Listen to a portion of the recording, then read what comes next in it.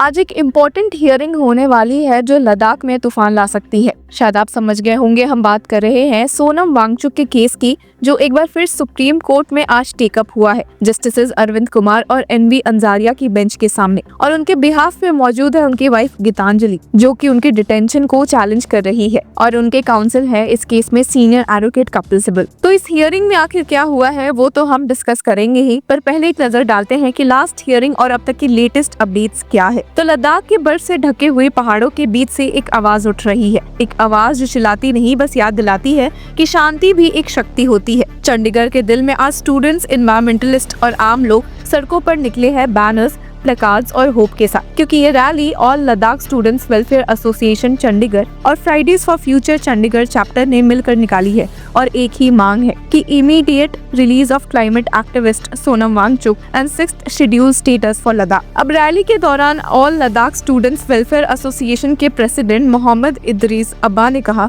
कि the demand for 6th schedule is about safeguarding Ladakh's future without constitutional protection and representation. Decision over our lands and resources are being taken without us, that must change. और इसी rally के बीच सबसे बड़ा सवाल उठा कि सोनम वांगचुक का डिटेंशन, वो इंसान जिन्होंने हमेशा शांति और एनवायरनमेंट की बात की, आज जेल के पीछे हैं और उन पे लगाया गया है नेशनल सिक्योरिटी एक्ट NSA, एक ऐसा लॉ जो आमतौर पर उन लोगों के लिए यूज होता है जो देश की सिक्योरिटी के लिए खतरा होते हैं। पर क्या एक क्लाइमेट एक्टिविस्ट जो हंगर स्ट्राइक पे था सच में नेशनल थ्रेट है? वांगचुक 10 सितंबर से हंगर स्ट्राइक पर थे, डिमांड कर रहे थे कि लद्दाख को 6th शेड्यूल स्टेटस मिले, जिससे उनके रिसोर्सेज और राइट्स को कॉन्स्टिट्यूशनल प्रोटेक्शन मिल सके। 26 सितंबर को उन्हें प्रिवेंटिव डिटेंशन में ले लिया गया, मतलब बिना ट्रायल, बिना कन्विक्शन, सिर्फ इसलिए क्योंकि उन्होंने आवाज उठाई। और फिर 6 अक्टूबर को सुप्रीम कोर्ट में एक हियरिंग हुई। ये पिटिशन उनकी वाइफ गीतांजलि जे आंगमो ने फाइल की थी, एक हीवियस कॉर्पस प्ली, मतलब एक अपील जिसमें वो कह रहे थे कि उनके हस्बैंड को इलीगली रोका गया है। कोर्ट के सामने उनके lawyer senior advocate Kapil Sibal खड़े हुए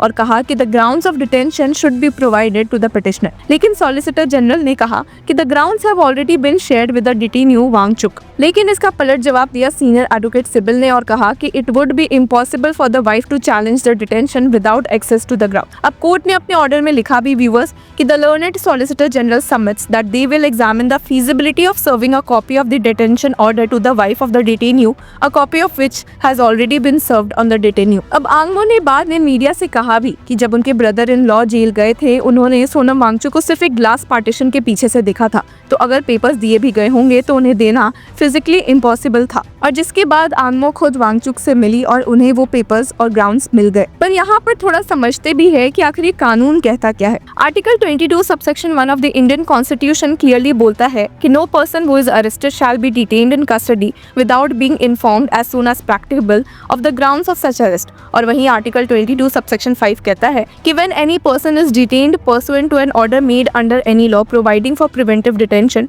the authority making the order shell communicate to such person the grounds on which the order has been made and shall afford him the earliest opportunity of making a representation against the order। अब NSA के section 8 में भी लिखा है कि detention के 5 दिन के अंदर ग्राउंड्स बताने होंगे और एक्सेप्शनल केसेस में मैक्सिमम 15 दिन तक।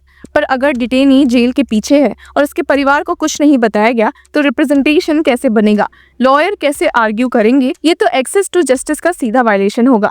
अब सुप्रीम कोर्ट ने भी बार बार क्लैरिफाई किया है। In Prabir Purkayastha versus state and city of Delhi 2024 court ने ऑब्जर्व किया था कि the language used in article 22 subsection 1 and article 22 subsection 5 regarding communication of the grounds is identical and non-compliance renders detention illegal। और वहीं फिर जस्टिस NK सिंह ने Vihan Kumar versus state of Haryana 2025 में लिखा था कि communicating the grounds of arrest to relatives enables the detained person to access legal remedies and actualize the fundamental right to liberty under Article 21। तो अगर सोनम वांगचुक के केस में ग्राउंड्स 5 तक नहीं पहुंची तो क्लियरली उनका right to challenge detention illusory हो गया है। सीनियर एडवोकेट कपिल सिब्बल ने भी यही पॉइंट उठाया था कि बिना ग्राउंड्स के कोई अपील या रिप्रेजेंटेशन कैसे पॉसिबल है। पर आयरनी देखिए, एक एक्टिविस्ट जो हमेशा पीसफुल तरीके से बात करते हैं उन पर NSA लगाया गया है और गवर्नमेंट कहती है कि इट्स अबाउट नेशनल सिक्योरिटी। अगर शांति और एनवायरनमेंट के लिए प्रोटेस्ट करना नेशनल थ्रेट है तो फिर हमारे डेमोक्रेसी का मतलब क्या बचा? अब रिपोर्ट्स के मुताबिक 24 सितंबर को एक वायलेंट इंसिडेंट हुआ था। कुछ लोगों ने सिक्योरिटी पर्सनल पर अटैक किया, पुलिस गाड़ी जला दी, 30 से ज्यादा CRPF और पुलिस जवान इंजर्ड हुए।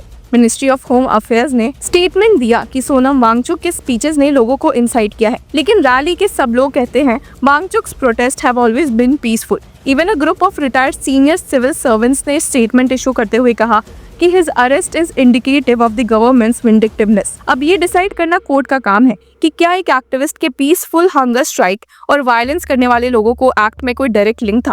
पर जब भी स्टेट पावर और सिटीजन्स राइट टकराते हैं तो सवाल हमेशा बनता है, आर वी प्रोटेक्टिंग डेमोक्रेसी और जस्ट पावर। अब लद्दाख के लोगों की मांग है 6th शेड्यूल। सिंपल शब्दों में बोले तो इसका मतलब है लोकल ऑटोनॉमी। कॉन्स्टिट्यूशन के अंदर 6th शेड्यूल उन रीजन्स को दिया जाता है जहां लोग अपनी कल्चरल आइडेंटिटी और रिसोर्सेज प्रोटेक्ट करना चाहते हैं। नॉर्थ ईस्ट के कुछ स्टेट्स में ये प्रोविजन ऑलरेडी है। लद्दाख भी वही चाह रहा है, not separation from India but protection with in India's framework. जैसे एक्टिविस्ट कहते रहते हैं, Ladakh is only seeking security with in India's constitutional framework. तो सुप्रीम कोर्ट ने अब आंगमो के पिटिशन पर गवर्नमेंट को नोटिस भेजा था और केस को 14 अक्टूबर यानी आज के लिए लिस्ट किया हुआ है। अब सबकी नजर कोर्ट पर है कि क्या वो एक मिसाल सेट करेगी जहां डिसेंट को स्पेस मिले या फिर एक और आवाज चुप कर दी जाएगी। तो व्यूअर्स, आपकी क्या राय है हमें कमेंट सेक्शन में जरूर बताएं और तब तक के लिए कीप फॉलोइंग लॉ चक्रा।